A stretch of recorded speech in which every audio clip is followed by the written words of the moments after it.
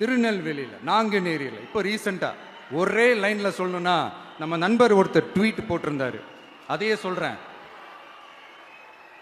ஸ்டாலின் தொடரட்டும், சட்டம் ஒழுங்கு சந்தி சிரிக்கட்டும். இதுதான் அந்த பிரச்சனைக்கு ஒரே லைன்.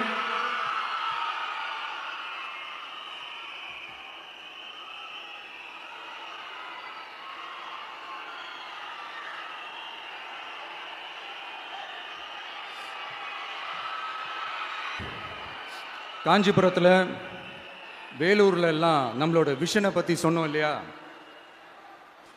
அதே மாதிரி இங்கேயும் சில விஷன்ஸை சொல்லணும்.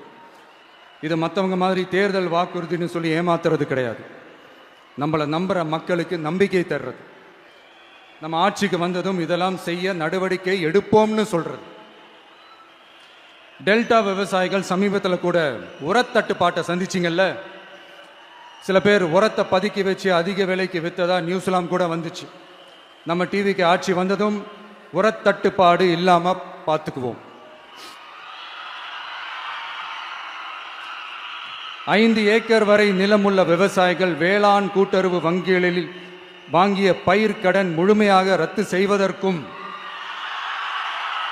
5 ஏக்கருக்கு மேல் உள்ள விவசாயிகள் வேளாண் கூட்டுறவு வங்கிகளில் வாங்கிய பயிர்க்கடன் 50% வரை ரத்து செய்வதற்கான சாத்திய கூறுகளை ஆராய்ந்து உறுதியாக நடவடிக்கை எடுப்போம்.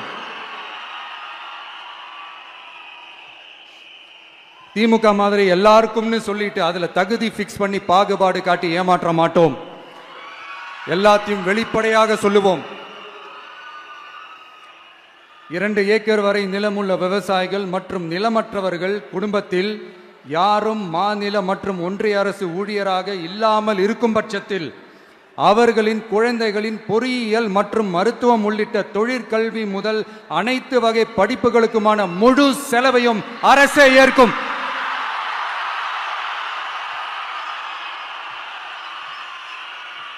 விவசாயிகளின் விருப்பத்திற்கு எதிராக எந்த திட்டமாக இருந்தாலும், ஒன்றிய அரசின் நெருக்கடியே இருந்தாலும் அந்த திட்டத்தை உங்களுடைய டிவிகே ஆட்சி முழுமையாக நிராகரிக்கும். எப்போதும் விவசாயிகளின் பக்கமே நம் ஆட்சி நிற்கும்.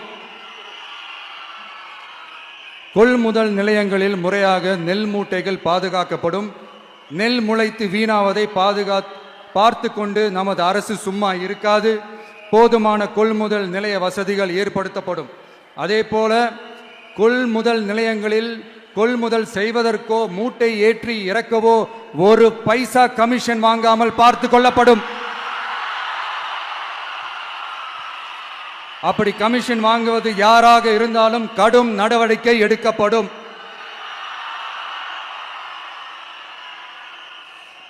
ஐநூறு ரேஷன் கார்டுகளுக்கு ஒரு ரேஷன் கடை என்ற வரையறை நிர்ணயிக்கப்படும்.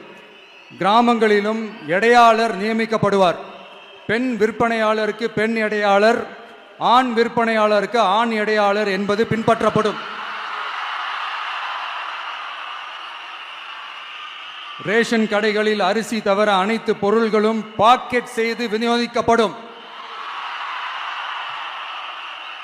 மீனவர்களுக்கு ஒன்றிய அரசு சட்டப்படியான பாதுகாப்பை உறுதி செய்ய வேண்டும். அதற்கான உண்மையான உணர்வுபூர்வமான அழுத்தத்தை ஒன்றிய அரசுக்கு நமது டிவிக்கு அரசு கொடுக்கும். நான் மீண்டும் சொல்றேன். கல்வி, மருத்துவம், ரேஷன், குடிநீர், சாலை வசதி, பஸ் வசதி, இது மாதிரி அடிப்படை விஷயங்களுக்காகத்தான் நம் அரசு முதல்ல முக்கியத்துவம் கொடுக்கும். எனக்கு நம்மளோட குழந்தைகள், நம்ம பெண்கள், நம்ம இளைஞர்கள் லைஃபுக்கு முன்னுரிமை கொடுக்கணும். அரசு வேலை வாய்ப்புகள் மட்டும் இல்லாம தனியார் வேலை வாய்ப்புகளுக்கான வழியையும் உத்தரவாதத்தையும் உருவாக்கணும். அப்படி நாம் உருவாக்கிட்டாலே அவங்களுக்கான ரூட்டை நம்ம இளைஞர்கள் அவங்களே தேர்ந்தெடுத்துப்பாங்க. இத்தனை கோடி அத்தனை கோடி ஒப்பந்தம்னு சொல்லி விளம்பரம் மட்டும் செய்யாம உண்மையான ஒப்பந்தம் போட்டு வெள்ளை அறிக்கை வெளியிட்டு அதை செயல்படுத்தினாலே போதும், எல்லாம் தன்னாலே நடக்கும். இங்க என்னனையும் சொல்ல நினைக்கிறேன். இங்க அடுத்து நாங்க தான் நெஞ்ச நிமித்திரி கூவுற யாராச்சும் நாங்க ஊழலே செய்யாதவங்கன்னோ ஊழல் செய்யவே மாட்டோம்னோ நெஞ்ச தொட்டு மனசாட்சியோட சொல்ல முடியுமா? ஆனா நாம இன்னைக்கு இல்ல, ஆட்சிக்கு வந்ததுக்கு அப்புறமும் ஓப்பனா தில்லா கட்ஸா சொல்லுவோம். ஊழல் லஞ்சம் இல்லாத ஒரு ஆட்சியை கொடுக்க உண்மையா ட்ரை பண்ணாலே போதும், எல்லாம் தன்னாலே நல்லா நடக்கும். எல்லாரும் கொஞ்சம் கை இப்படி வைங்களேன். எங்க ஓட்டு எங்க உரிமை. எங்களை யாரும் விலைக்கு வாங்க முடியாது. எங்க ஓட்டு விசில் சின்னத்துக்கு தான்.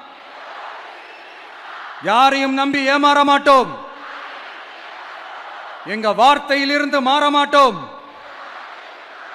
இது நிஜம். தேங்க்யூ.